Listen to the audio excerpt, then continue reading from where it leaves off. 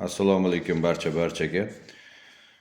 O'tgan mana 2025-yilda infratuzilmasi og'ir mahallalar bo'yicha 330-sonli prezident qarori kambag'allikdan farovonlik sari bo'yicha qarorda respublika bo'yicha 100 ta mahallaga 3 milliard 200 milliondan mablag' ajratilgan. Shunda biza tumanda Qo'ychirchiq tumanida 6 ta mahalla tushgan mana shunga 3 milliard 200 milliondan o'sha infratuzilmalarni yaxshilash maqsadida. Lekin birinchi etapdagi ishlar 2025-yilda ariqlar hamda stalbalar masalalari hal qilindi, lekin stalbalar bo'yicha kabelga o'tkazish bo'yicha to'liq hali yakunlangani yo'q, unga hali bor. Lekin ikkinchi etapda qilinish kerak bo'lgan где-то chamasi O'jakent MFY hamda Gul mahalla fuqarolar yig'ini bo'yicha 1 milliard 700 million summadagi 2 kilometr 700 metr 2 kilometr 700 metr 207 masofadagi ichki yo'llar asfaltlanishi kerak bo'lgan tushgan masofa haligacha bitgani yo'q. Haligacha qilingani yo'q. Mana shu narsalar bo'yicha so'rovlarda ham yangi yilgacha bo'ladi deyishgandi, 2025-yilgacha, lekin yangi yilgacha ham bitib bo'lgani yo'q. Bo'ladi, unga qo'yildi, bunga qo'yildi, bor otangga, bor onangga deb turib mana shunaqa narsalar bo'lib yotibdi. Bu narsa respublika bosh prokurorining nazoratiga olingandi. Bizga iminni nazoratga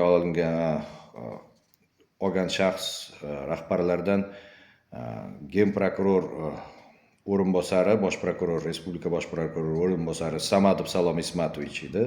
Samadov Salom Ismatovich kelganda tuman Qo'ychirchiq tuman hokimiyat mansabdorlari atrofida отдельный qobiq yasab olib, chiroyli joylarga olib borib, chalg'itishga harakat qilib, hamda bizdaqa insonlar, bizdagi to'g'ri gapirishi mumkin bo'lgan insonlarni, to'g'ri gapirib qo'yadigan insonlarni yaqinlashtirmasdan отдельный qobiq ostida hech qanday xabar bermasdan внезапно olib kelib, сразу olib chiqib ketishgan. Чтобы hammasi yaxshi, atrofida kutib olgan insonlar ham oldindan dressirovka qilingan xodimlar, чтобы hech qanaqa muammo haqida gapirish kerak emas, og'iz ochish kerak emas. Tumanda ahvol zo'r.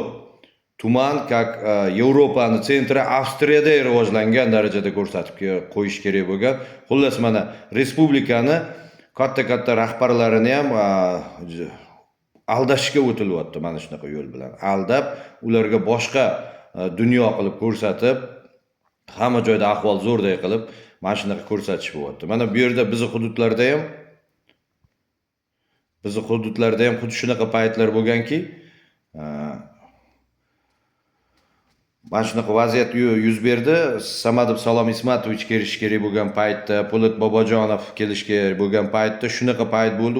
Tumanni boshqa joylaridan hasharga, qabriston qorovullarigacha tashlab, mana shu joylar uborga qilindi. Mana undan keyin mana boyaga hech narsa yo'q, hamma yoq dabdalasi chiqyapti. Qilinish kerak bo'lgan ishlar mana qilinadi, mana bo'lyapti, unaqa qilinyapti deb ko'rsatib qo'yib, undan keyin hech narsa ish bo'lgani yo'q. Hurmatli Samadov Salom Ismatovich, bizni ko'rib turgan mana shu videodan ko'rib qolsangiz, mana sizdan iltimos, kelib bir hech kimsiz, iloji bo'lsa tumanga tashrifingizni tuman hokimligiga bildirmasdan kelib to'g'ri keladigan bo'lsangiz, meni ismim Kabulov Dilshod Abduvaliyevich. Liberal demokratik partiyani boshlang'ich partiya tashkiloti hududiy raisiman, Gul MFY hamda O'jakent mahalla fuqarolar yig'ini bo'yicha. Uchratsangiz, hamma mana shu yerdagi mavjud kamchiliklarni o'zim siz oldingizda yurib ko'rsatib beraman. Iltimos mana shu narsani ham bir inobatga olib qo'yinglar. To'g'risi sizni qabulingizga yaqinlasha olmayapman. Sizga kirib, siz bilan to'g'ri suhbatlashish imkoni bo'lmayapti. Po'lat aka Bobojonov bilan ham uchratsak yaxshi bo'lardi. Mana shu narsalarni hammasini ko'rsatib berishim mumkin, mavjud kamchiliklarni. Chunki men tuman hokimligidagi bir lavozim mansab egasi emasman, mansabga ham qiziqmayman.